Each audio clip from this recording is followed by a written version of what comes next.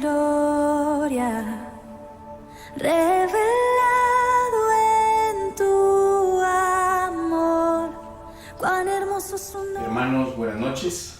Nos encontramos reunidos una vez más para continuar con el estudio del libro de Daniel. Ya estamos llegando al final. En esta oportunidad vamos a desarrollar el capítulo 10 y el capítulo 11. Y dejaríamos para la última clase el capítulo 12, que es un poquito más preciso y que tiene que ver más con los tiempos del fin, como el propio título del capítulo 12 lo menciona. Pero antes de empezar el desarrollo de esta noche del curso, quiero invitarlos a que vayamos a una oración, inclinemos nuestras cabezas y empecemos a orar. Señor, te damos gracias por este día. Te damos gracias, Señor, porque tú has sido el ebenecer de este curso, Señor. Tú eres el que nos has guiado y nos has conducido hasta el día de hoy, hasta la clase que corresponde a los capítulos 10 y 11. Señor, te pido que tu sabiduría, tu revelación, tu entendimiento y tu iluminación sea sobre todos nosotros, sobre aquellos que en este momento están viendo la clase, y sobre mí, Señor, para que tu Espíritu Santo hable a través de mí, Señor, y que sea el mensaje tuyo, el mensaje verdadero, Señor, de tu palabra, el que tú quieres comunicar esta noche. Por eso, Señor, te pedimos que tu bendición sea derramada sobre todos nosotros. Te lo pedimos en el precioso y maravilloso nombre de nuestro Señor Jesucristo. Amén y amén. Hermanos, es un gusto volver a tenerlos aquí nuevamente en esta travesía que hemos venido a través de este hermoso libro que hemos estudiado. Un libro realmente que nos ha dado muchas cosas a entender. No solamente era un libro de profecía, ni tampoco es solo un libro de historia. Es un libro de conducta del cristiano. Hemos visto en diferentes capítulos cómo nos invita a que no debemos orar, ni debemos doblar rodilla ante imágenes, lo mismo ante hombres, cuando hemos analizado lo que es la estatua del rey Nabucodonosor, o cuando hemos visto el foso de los leones. En ambos casos tenemos una lección, y es una lección acerca de lo que el hombre debe hacer y no debe retirar la adoración a Dios en forma exclusiva y única. Sabemos que el enemigo, que el espíritu del anticristo, es otra cosa que hemos determinado, que el espíritu del anticristo, que ya viene existiendo durante todo este tiempo, ese espíritu está tratando siempre de conducir o al error o de tratar de derribar la adoración a Dios, porque ese es el final cuando estudiemos Apocalipsis, que Él quiere tomar la posición en el templo para que lo adoren a Él. Y sabemos que también Él se va a hacer una imagen y va a manifestar a esa imagen. ¿Para qué? Para perseguir a los santos. Bueno, pero ahora vamos a empezar el desarrollo de lo que es el capítulo 10 y el capítulo 11. Esta es la clase número 13.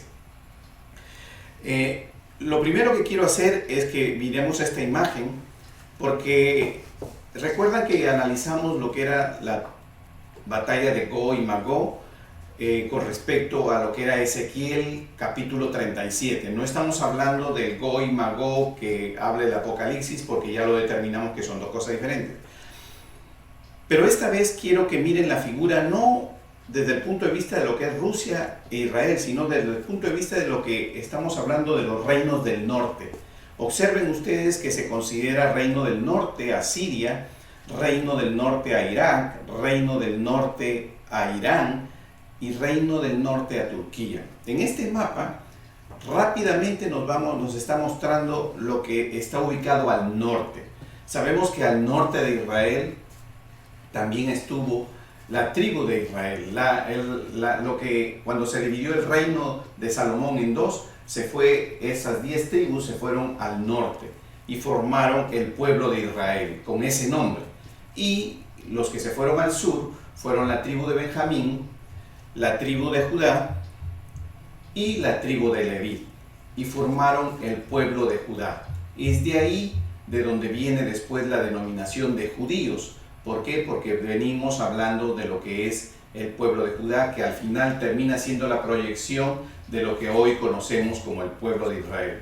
Porque recuerden que el pueblo del norte, en lo que es Israel, estas 10 tribus son conquistadas por el imperio asirio y disueltas y dispersas alrededor de todos esos territorios. Entonces, lo importante aquí es que hemos resaltado lo que son los reinos del norte actuales, porque lo que hemos visto son los países actuales. Ahora, cuando entremos al estudio en este momento de lo que es el capítulo 10, nos vamos a dar cuenta cuánta injerencia y cuánta importancia tiene esto a entender. Empezamos. Los invito a que abran sus Biblias y me sigan a mí en Daniel capítulo 10. Primero vamos a hablar sobre el versículo 1. En el año tercero de Ciro, rey de Persia, fue revelada palabra a Daniel, llamado Belsasar, y la palabra era verdadera y el conflicto grande. Pero él comprendió la palabra y tuvo inteligencia en la visión. Observen ustedes cómo en este versículo 1 hay dos elementos que yo los he hecho resaltar. El primer elemento es que habla que la palabra es verdadera. Hemos dicho que el Señor no coloca una palabra ni hace un énfasis o coloca un adjetivo calificativo porque esté simplemente de más. Siempre tiene colación con los hechos o para resaltar o para indicar algo que posiblemente vaya a tener algún conflicto. Y hay dos cosas que se citan acá, palabra verdadera y conflicto grande. En este primer versículo, palabra verdadera, ¿por qué? Porque cuando nosotros estudiamos, sabemos que cuando Daniel recibe la profecía, siempre se le dice para los postreros tiempos, o sea, para los tiempos que vivimos ahora. Entonces, cuando se da la palabra verdadera, es porque cuando hacemos el estudio, nos vamos a dar cuenta que este libro de Daniel es muy cuestionado. Las profecías que vamos a examinar entre el 10 y el 11, en realidad el capítulo 10, el capítulo 11 y el capítulo 12 vendrían a ser un solo escrito, un solo rubro de lo que corresponde al último detalle del libro de Daniel. Pero cuando desarrollemos el capítulo 10 y el capítulo 11, nos vamos a dar cuenta que es una profecía muy exacta. Vamos a ver sobre lo que ya hemos hablado, pero esta vez vamos a verlo ampliado, vamos a verlo de una manera detallada. Y este detalle es tan preciso, por eso el Señor nos pone al principio palabra verdadera, porque sabía que en estos tiempos las personas, los que no creen en la palabra de Dios, aquellos que les gusta cuestionar la palabra de Dios, van a decir que este libro no fue escrito en el tiempo que se supone fue escrito, sino que fue escrito después de que todos estos hechos habían sucedido. ¿Por qué? Porque estiman de que es demasiado precisa la profecía. Por eso el Señor, antes de iniciar este capítulo, ya había puesto la palabra es verdadera. ¿Para qué? Para que a todos los que tienen oídos oigan, todos los que creen miren y observen y sepan que ya el enemigo empezó a trabajar desde aquella fecha, empezó a trabajar y el Señor ya lo sabía que en estos tiempos iba a haber todo ese cuestionamiento. La otra parte que nos hace ver es que conflicto grande. Sabemos que Jeremías dio la profecía, recibió la profecía de Dios sobre los 70 años de cautiverio. Y asimismo, una vez que se cumplieron, Daniel, quien leyó los libros de Jeremías, sabía que este tiempo había llegado a su fin y sabemos que en el capítulo 9 que hemos estudiado en la clase anterior, él presenta una oración de intercesión. No solamente a razón de él y sus pecados, sino a razón de su propio pueblo. ¿Para qué? Para que su pueblo sea bendecido, para que su pueblo sea devuelto a Jerusalén, para que pueda iniciar conforme Dios lo había dispuesto. Sin embargo, el conflicto grande es porque realmente cuando el pueblo se mueve para Jerusalén y empieza el levantamiento del templo, que esa es la orden, el levantamiento del templo, vamos a ver cómo los pobladores de alrededor de Jerusalén comienzan a poner conflictos sobre el pueblo de Israel. Llega al punto este conflicto que inclusive detiene en un determinado momento el levantamiento del templo. Por eso es que el Señor en el primer párrafo del capítulo de Daniel dice bien claro conflicto grande. Entonces ya sabemos por qué a estas dos palabras.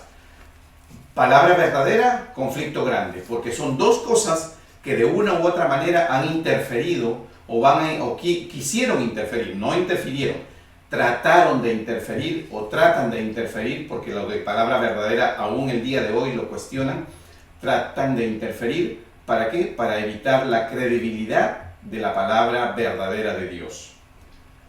Ahora, observemos nuevamente el mismo versículo. Daniel capítulo 10, versículo 1, y dice: en el año tercero de Ciro, rey de Persia, fue revelada palabra a Daniel, llamado Belsasar, y la palabra era verdadera y el conflicto grande.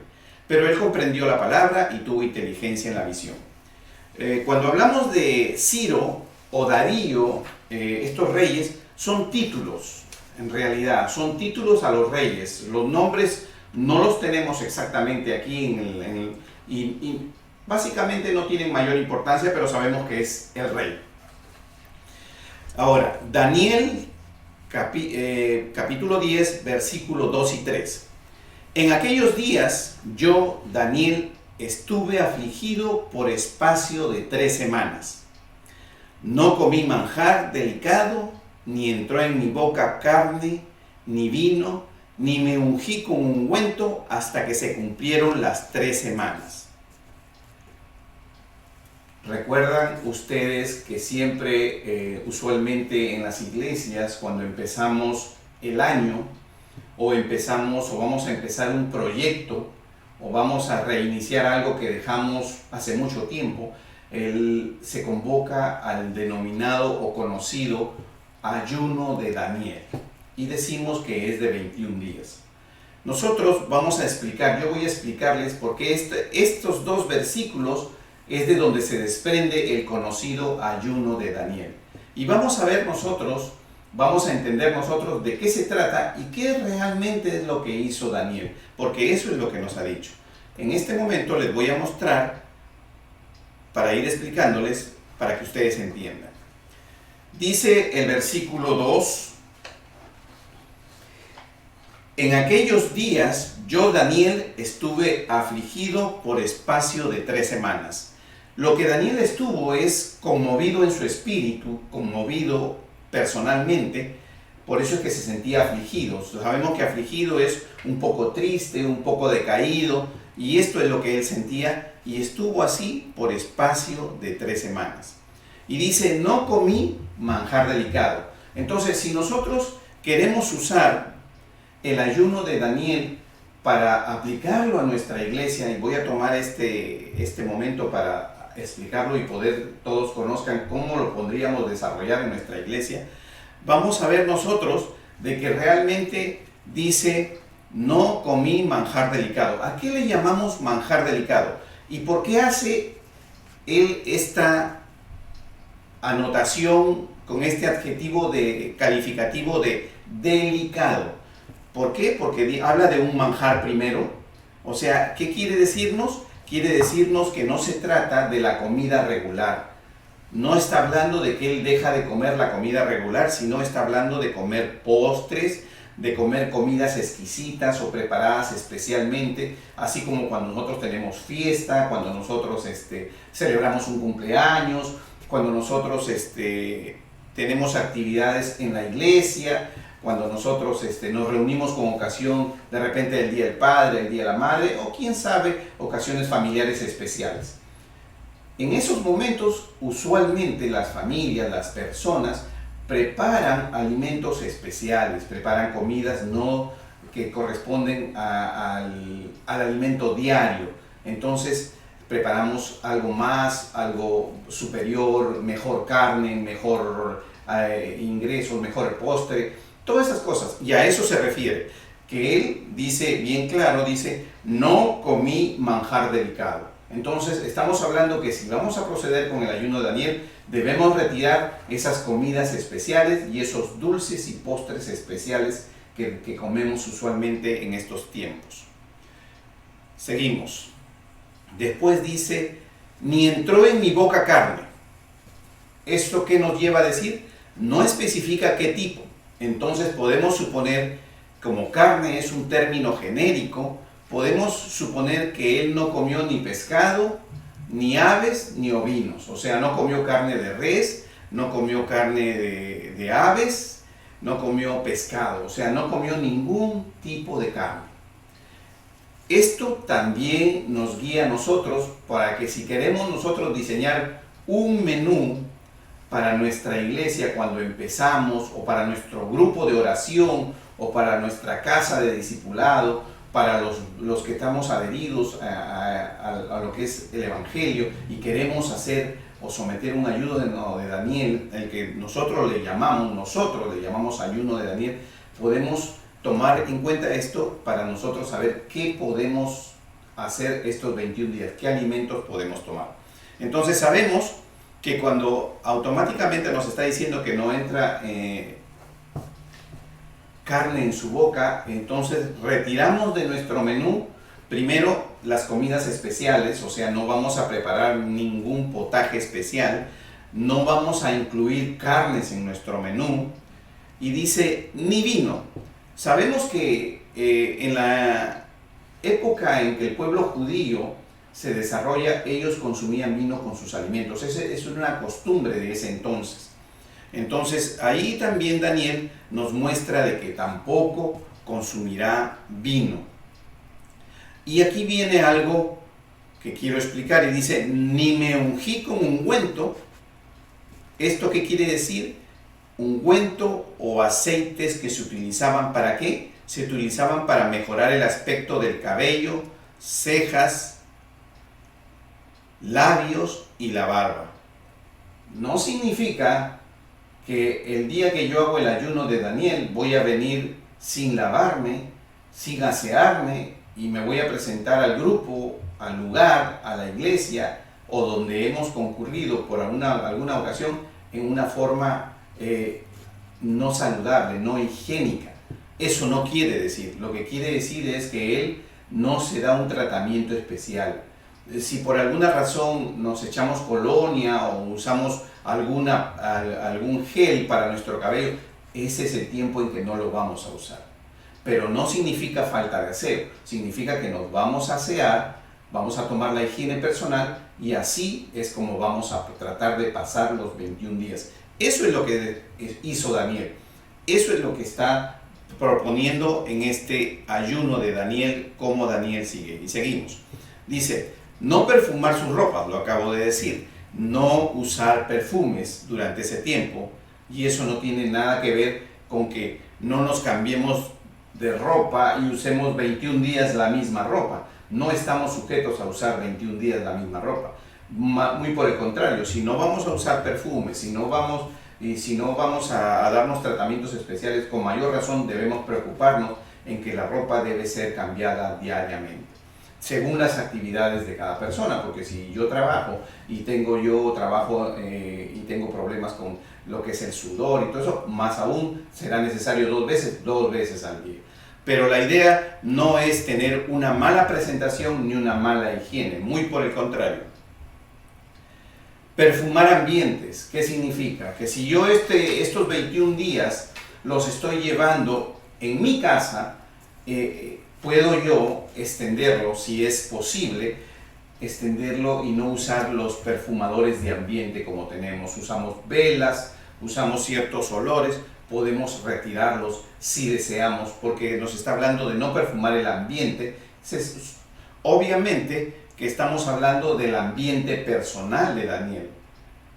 Algunos tenemos lo que es la cámara secreta de oración, podemos retirar todos los perfumes de la cámara secreta de oración, o podemos determinar que sea un área de la casa donde nosotros nos retiramos a orar durante estos 21 días para que sea ajeno a perfumes. Porque a veces nos motivamos o pensamos de que si ponemos un perfume, estos palitos que quemamos y botan un olor muy agradable, nos ayuda para poder seguir. Bueno, pero para el caso de Daniel, si quiero yo sujetarme a lo que Daniel hizo, entonces estoy viendo que Daniel tampoco perfumó los ambientes.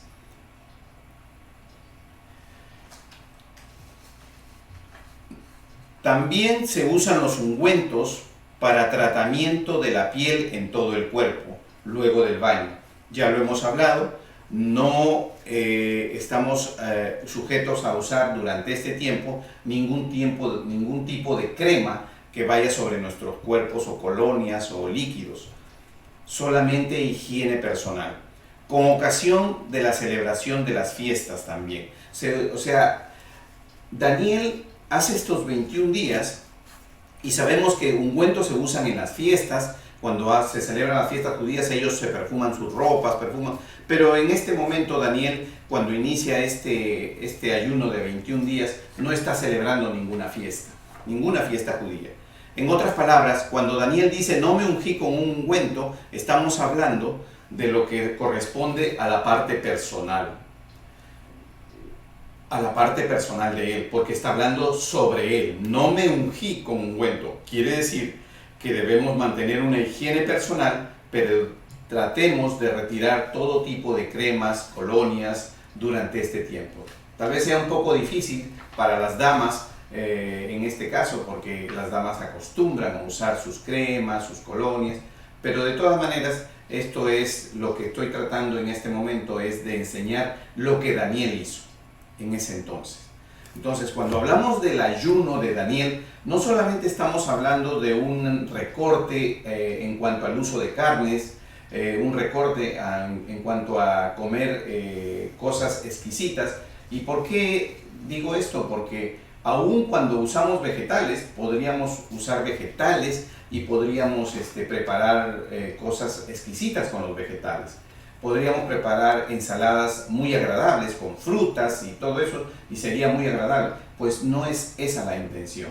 La intención es llevar una ensalada, por decirlo así, regular, una comida regular, si eso es lo que estamos queriendo hacer. Debemos de tratar de acercarnos lo mayor posible a lo que son el detalle de Daniel, si queremos realmente hacer un ayuno llamado Daniel. ¿Por qué? Porque eso es lo que hizo Daniel. Daniel no se perfumó su cuerpo, pero ya no comió carnes, no comió potajes, comió verduras. Sabemos que comió verduras, comió granos, comió menestras, cualquier otro tipo de alimento que no corresponda a los que están prohibidos. Porque aquí no nos dice qué es lo que podemos comer, nos dice qué es lo que él se abstuvo de comer. Entonces, de una u otra manera hemos podido observar y hemos podido conocer cómo Daniel ejecutó estos 21 días, estas 3 semanas de ayuno de Daniel. Es interesante ver cómo nosotros ahora estamos entendiendo qué es lo que Daniel hizo. Y sabemos y podemos comer de acuerdo a lo que está escrito aquí. Como ustedes ven, duró 3 semanas y 3 semanas es 21 días. Seguimos con el estudio. Dice aquí, el día 24 del mes primero estaba yo a la orilla del río Jediquel y alcé mis ojos y miré, he aquí un varón. Y aquí yo lo he, por cuestiones didácticas para aprendizaje, lo he señalizado en la forma que ustedes lo han visto con números. ¿Para qué? Para identificar las características que nos hace resaltar aquí. Observemos. Dice, vestido de lino. Sabemos que vestido de lino vamos a ser nosotros cuando el Señor nos lleve. Las vestiduras blancas serán vestiduras de lino. Esto significa que vestir de lino es ser sin pecado, ser ya transformado, ser santo, ser completamente fuera del pecado. Ceñidos sus lomos de oro, de ufaz, su cuerpo era como de berilo. Berilo es un metal precioso, muy llamativo, muy bonito, muy atractivo. Parecía un relámpago y sus ojos como antorchas de fuego, y sus brazos y sus pies como de color de bronce bruñido, y el sonido de sus palabras como el estruendo de una multitud. Estas características las vamos a ver nosotros en Apocalipsis, si desean anotar, en Apocalipsis capítulo 1 del versículo 10 al 16. Estas características es la manera en que se identifica a nuestro Señor Jesucristo. Lo que quiere este versículo decirnos, que él, a quien estaba mirando Daniel en ese momento de la visión, era a nuestro Señor Jesucristo. Y por eso la descripción. Continuamos. Y solo yo, Daniel, vi aquella visión, y no la vieron los hombres que estaban conmigo, sino que se apoderó de ellos un gran temor y huyeron y se escondieron. ¿Recuerdan ustedes la conversión de Saulo? Cuando el Señor Jesucristo se reveló a él, fue lo mismo. No lo vieron. Pero sin embargo, Saulo sí lo escuchó y desde ese momento se convirtió en Pablo.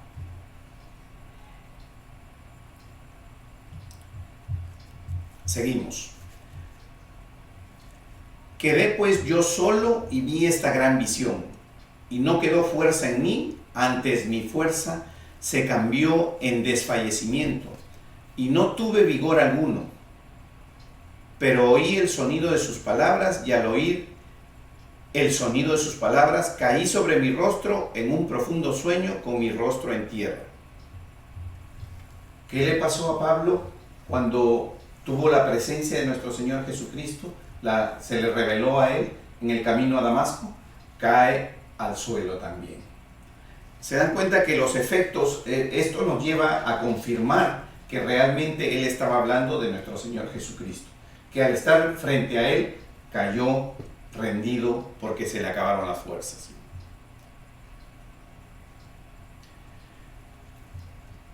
Otra cosa más que nosotros vamos a resaltar ahora es que en este momento, cuando el Señor realmente empieza a revelarse, es que Él, al revelarse a Daniel, está tratando de hacer ver que algo le va a transmitir, porque esto empieza siendo una visión y termina también dándole palabra a Daniel, dándole una explicación. Observemos. Daniel capítulo 10, del 10 al 21. Y he aquí una mano me tocó e hizo que me pusiera sobre mis rodillas y sobre las palmas de mis manos. Y me dijo: Daniel, varón muy amado. Ya sabemos que el título de amado también fue para Juan, y ambos recibieron la profecía de los últimos tiempos. Está atento a las palabras que te hablaré y ponte en pie, porque a ti he sido enviado ahora. Mientras hablaba esto conmigo, me puse en pie temblando. Entonces me dijo: Daniel, no temas, porque desde el primer día que dispusiste tu corazón a entender y a humillarte en la presencia de tu Dios, fueron oídas tus palabras, y a causa de tus palabras yo he venido. Observen ustedes este versículo. En este versículo 12 del capítulo 10, dice bien claro que el Señor escucha la oración de Daniel, escucha las palabras de Daniel desde el primer día, pero le hace mención y le hace hincapié por qué las escucha. Y dice claramente la palabra, si me siguen ahí, dice: primer día que dispusiste tu corazón a entender y a humillarte en la presencia de tu Dios, fueron oídas tus palabras. ¿Queremos ser oídos? ¿Queremos ser escuchados? ¿Queremos ser atendidos? ¿Queremos que Dios se manifieste en nuestras vidas? Pues entonces es requisito para todo hombre que ora a Dios hacer esto: disponer su corazón a entender y humillarse en la presencia de Dios, y el Señor oirá sus palabras, extenderá su mano, levantará su sombra y te cubrirá.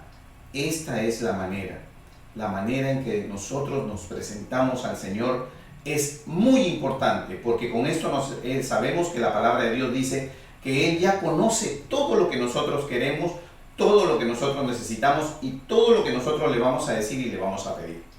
Por eso es que es muy importante la preparación para entrar en la oración, la dedicación, la disposición del corazón. Si nosotros disponemos nuestro corazón, entonces, y nos humillamos al Señor, entonces el Señor nos escuchará. Mas el príncipe del reino de Persia se me opuso durante 21 días.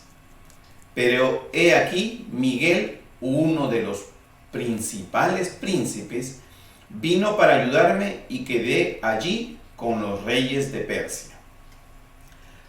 Cuando el Señor habla y dice en el versículo 13, mas el príncipe del reino de Persia se me opuso durante 21 días, pero he aquí Miguel, uno de los príncipes principales, vino a ayudarme y quedé allí con los reyes de Persia. ¿Qué es lo que nos está diciendo?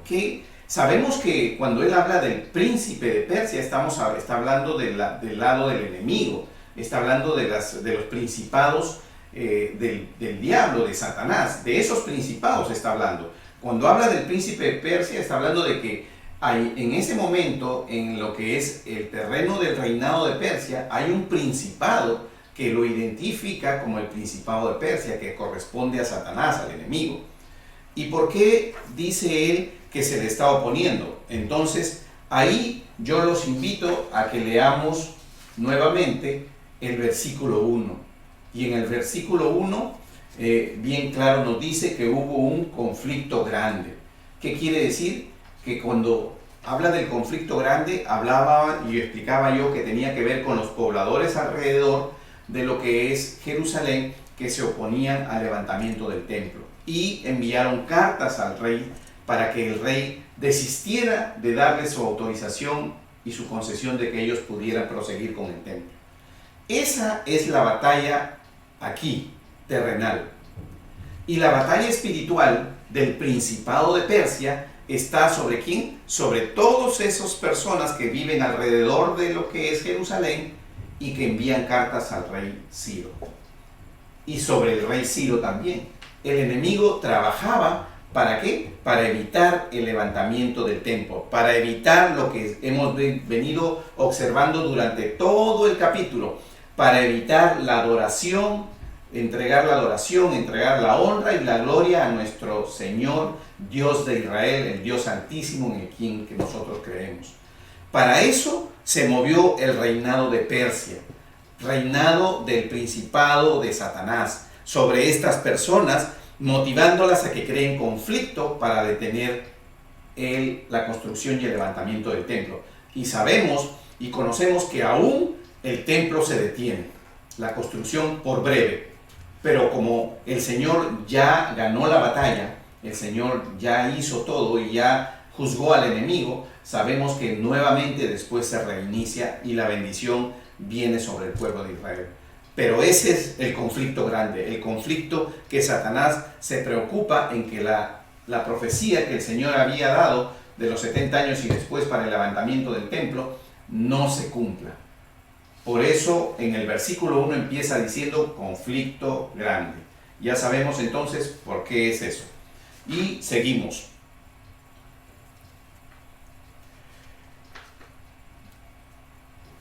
Dice,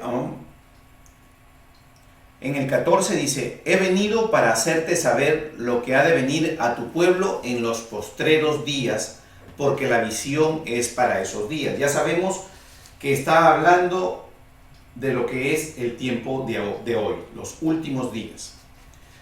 Mientras me decía estas palabras, estaba yo con los ojos puestos en tierra y enmudecido, pero he aquí uno con semejanza de hijo de hombre tocó mis labios.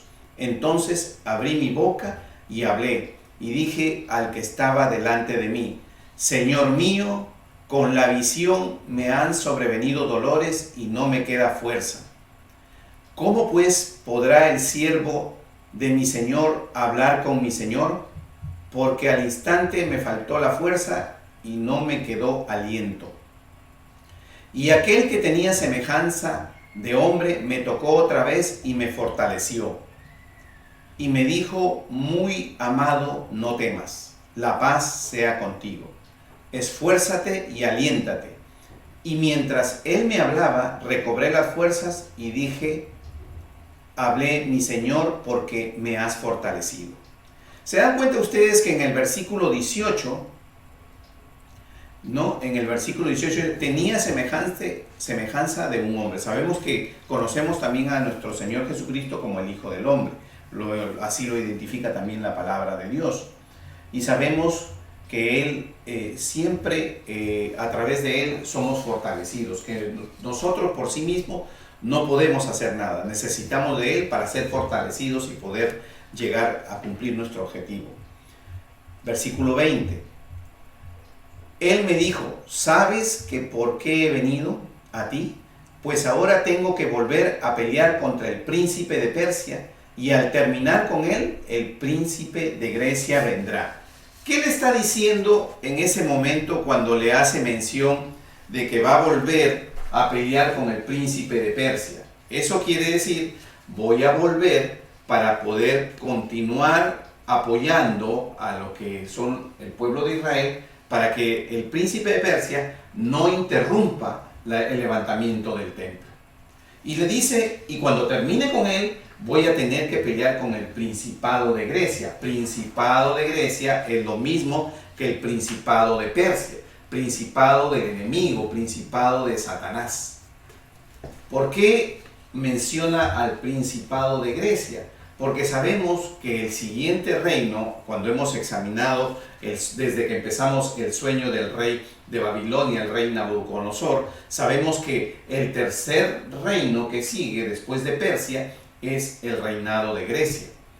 ¿Y por qué nuestro Señor Jesucristo tiene que, cuando termine con Persia, o en este caso Miguel, que a él lo va a dejar y lo vamos a ver, tiene que volver a pelear con el principado de Grecia?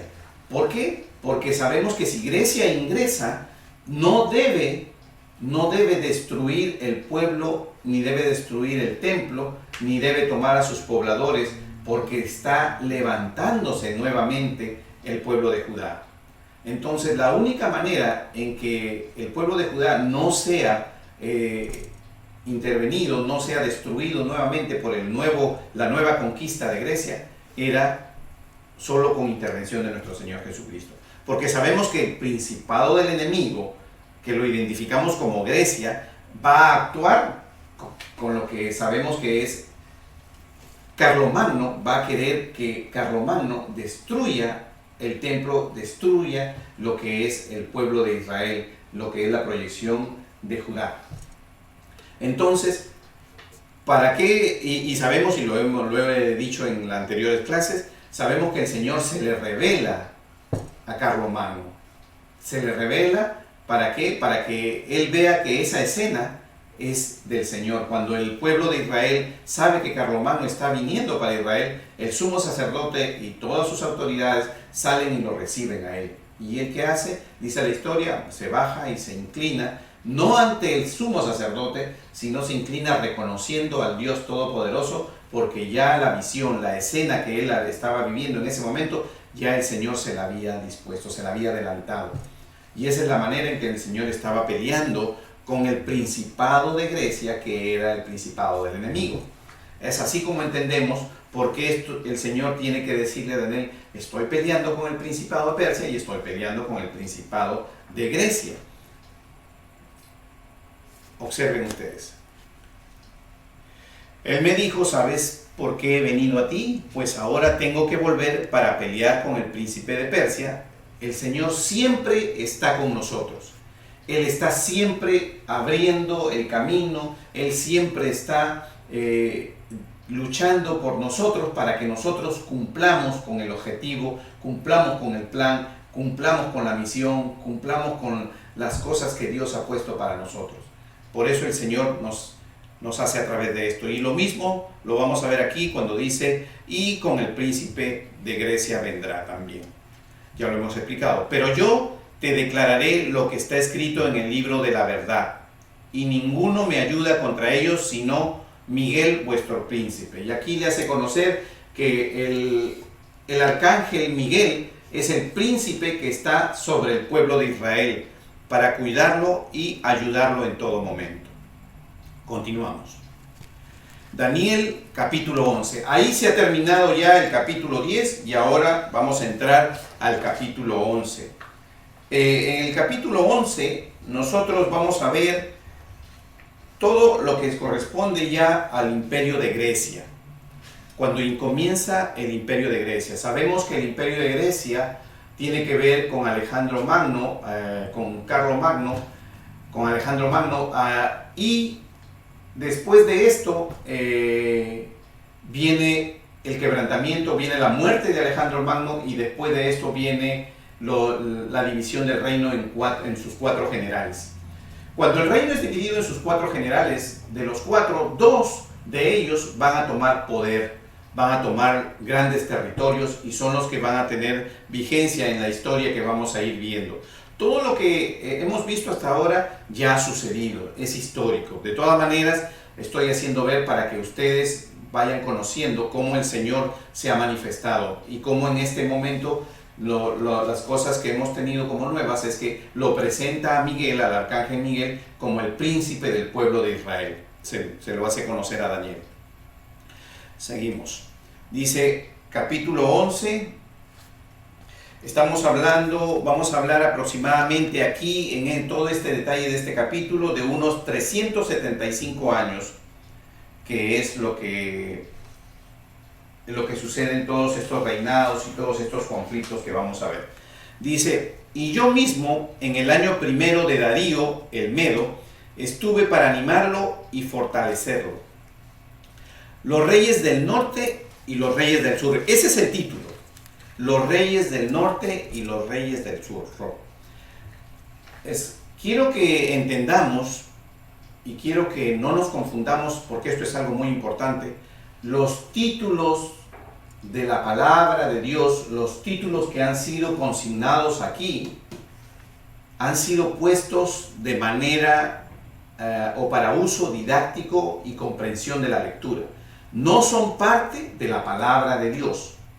Entendamos eso, porque no, de repente un día vamos a encontrar un título y el final del capítulo que está con ese título de repente ya nos empieza a hablar sobre la siguiente historia o nos hace un detalle que no se ajusta a eso y vamos a decir como si el título dice tal cosa.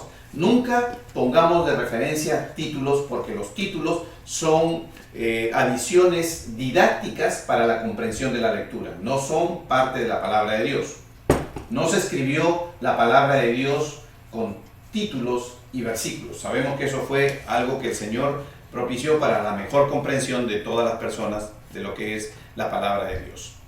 Ahora, dice en el versículo 2, y ahora yo te mostraré la verdad. He aquí, aún habrá 3 reyes en Persia, y el cuarto se hará de grandes riquezas más que todos ellos, y al hacerse fuerte con sus riquezas, levantará a todos contra el reino de Grecia.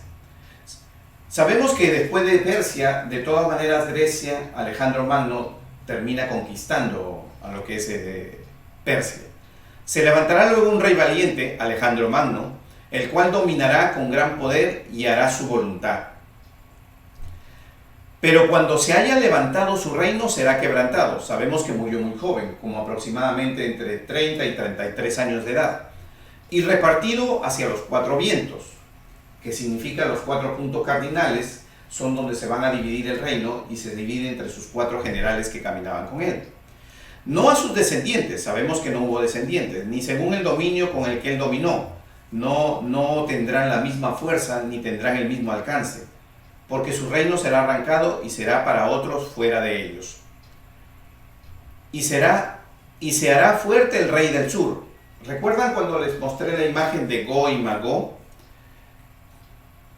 Quiero que nos ubiquemos nuevamente. Reyes del norte hacia arriba, en la actualidad reinados del norte, Y sabemos que si hablamos del reinado del sur, hablaríamos de la parte de Egipto. Continuamos para ir explicando. Dice, y ahora te mostraré la verdad de aquí, 3 reyes, y habremos leído, se levantará luego un rey valiente, el cual dominará con gran poder y hará su voluntad. Pero cuando se haya levantado su reino, será quebrantado y repartido hacia los 4 vientos del cielo, no a sus descendientes, ni según el dominio con el que él dominó, porque su reino será arrancado y será para otros fuera de ellos. Y se hará fuerte el rey del sur, mas uno de sus príncipes será más fuerte que él, y se hará poderoso, su dominio será grande. Al cabo de años harán alianza. Cuando habla de uno más fuerte, cuando habla en el versículo 5 de uno, estamos hablando de un rey que se va a colocar en el reinado del norte. Voy a leer porque después de eso les voy a tratar de mostrar cómo es que esto se divide. Después dice en el 6, al cabo de años hará alianza y la hija del rey del sur vendrá al rey del norte para hacer la paz, pero ella no podrá retener la fuerza de su brazo, ni permanecerá él ni su brazo, porque será entregada a ella y los que habían traído a sí mismo a su hijo y los que estaban de parte de ella en aquel tiempo. ¿Qué sucede? ¿Qué es lo que comienza a suceder? Los reyes del norte y los reyes del sur, estamos hablando de un gobierno que corresponde realmente, estamos hablando de un gobierno que corresponde realmente a lo que es la parte de Egipto. Hay dos reyes, uno en Egipto y uno está en lo que es la parte del norte de Siria, lo que es ahora Siria, lo que es ahora lo vemos aquí en el mapa, Siria, Irak, Irán, Turquía, todos estos, incluyendo Rusia, está en el norte. Entonces, sabemos que todo esto que está siendo considerado aquí, estamos hablando de que lo que es la división del imperio de Carlomagno abarca Turquía, abarca Siria, abarca lo que es lo que conocemos ahora como Irán, como Irak. Todo eso corresponde a lo que es el reinado del norte. Y este reinado del norte, es el reinado que va a ser más extenso, más grande. Sin embargo, el reinado del sur, que corresponde a Egipto, conquista la Tierra Santa, conquista Israel. El reinado del sur tiene dominio sobre Egipto y tiene dominio sobre Israel. Y este reinado estaba a cargo del general Ptolomeo. El general Ptolomeo es aquel que tiene a cargo este reinado, y este reinado abarca Egipto, ¿no? Y la parte de Jerusalén, todo lo que es Jerusalén. Y este reinado es el que va a hacer posible que después todos estos eventos sucedan. ¿Por qué? Porque es el momento en que comienzan los conflictos entre los reinados del norte y los reinados del sur, de lo que corresponde a Grecia. Todos estos reinados de norte y de sur son reyes, son la división del reino de Alejandro Magno. Son la división del reino de Alejandro Magno, que se dividió en 4, que los otros 2 son pequeños territorios muy al oriente, muy al occidente. Entonces, estos gobiernos que son del sur, que corresponde a Israel, que domina lo que es Jerusalén, y lo que es del norte. Cuando estos comienzan a pelear entre ellos, los del norte con los del sur, es que comienza a suceder esta historia que está escrita aquí. Y dice, uno de ellos hará alianza con el otro, porque entregarán a su hija, y su hija se casará del rey del norte con el rey del sur. Y después de esto morirá, y de ahí la hija también será asesinada, y nuevamente se iniciarán los conflictos entre ambos reinados que devienen de lo que es el dominio de Grecia. Durante todo este tiempo estamos hablando del dominio de Grecia, y estos son conflictos internos entre dos líderes que se dividieron el reino de Alejandro Magno. Dice, y aún a los dioses de ellos, sus imágenes fundidas y sus objetos preciosos de plata y oro llevarán cautivos a Egipto, y por años se mantendrá el rey, él contra el rey del norte. Y ustedes ven aquí que siempre estamos hablando de conflictos. Pasamos al siguiente versículos, del 9 al 20, y dice, así entrará en el reino del sur y volverá a su tierra. Mas los hijos de aquel se airán y se reunirán multitud de grandes ejércitos y vendrá apresuradamente e inundará y pasará adelante, y luego volverá y llevará la guerra hasta su fortaleza. Por lo cual se enfurecerá el rey del sur y saldrá y peleará contra el rey del norte. Toda la historia que a continuación voy a seguir leyendo, los invito a que ustedes la lean, va a hablar siempre del conflicto entre los reyes del norte y los reyes del sur, porque estamos hablando de una u otra manera de un conflicto interno entre lo que era el imperio de Grecia cuando se dividió. Y esto se mueve y pasa durante muchos años. Todo esto es ahora historia. Todo lo que está escrito del 9 al 20 que tengo aquí en pantalla, todo esto es historia, porque todo esto ha pasado.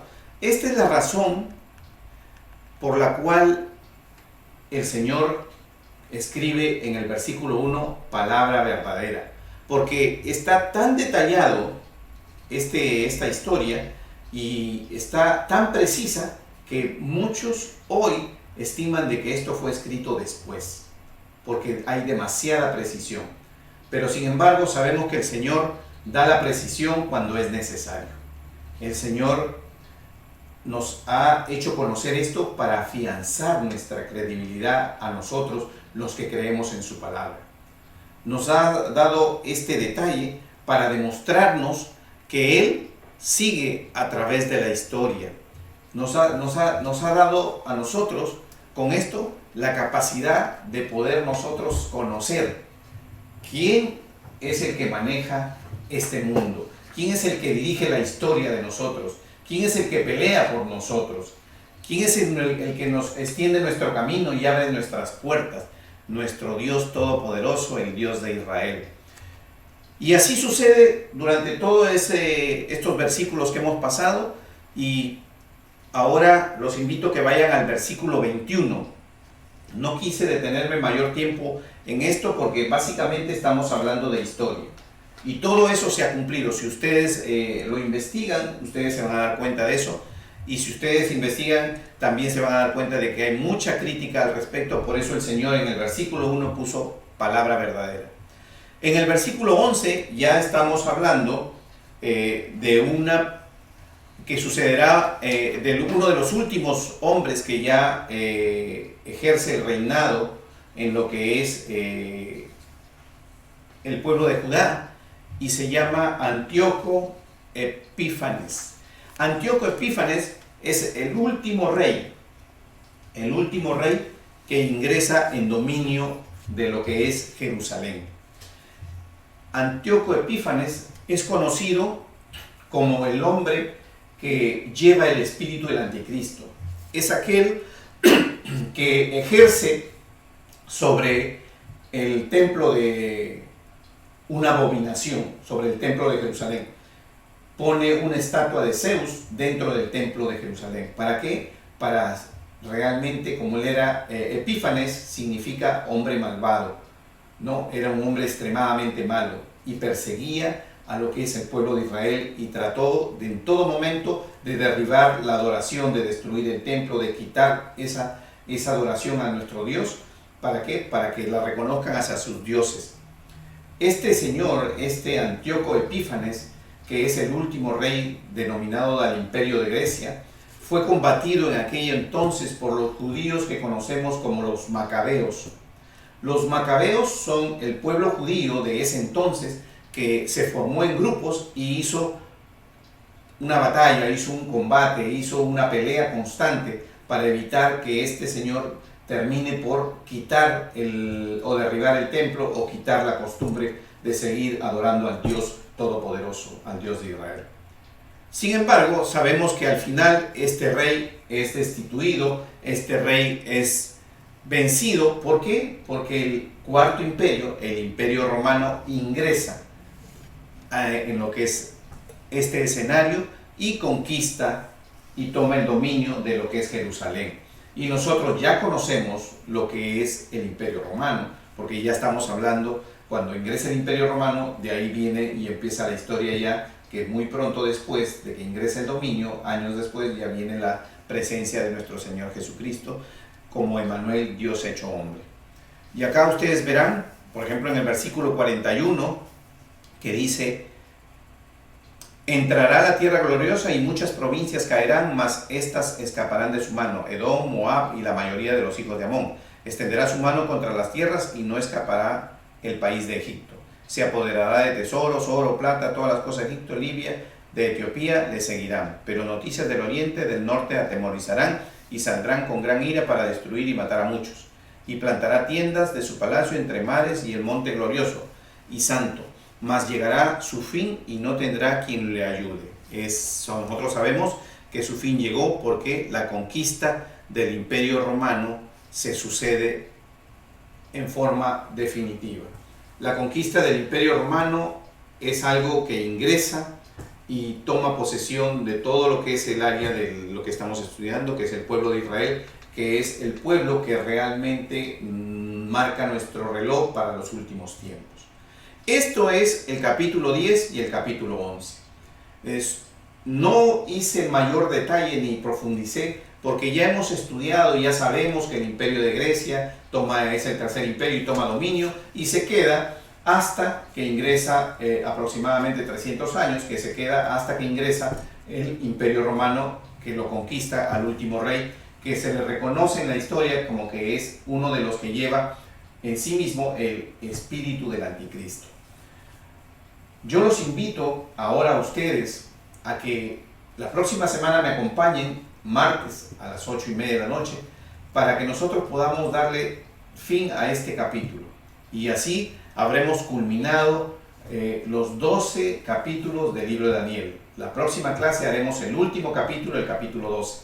Los invito a seguirme, les doy gracias por haberme acompañado hasta el día de hoy y nos veremos el próximo martes a las 8:30.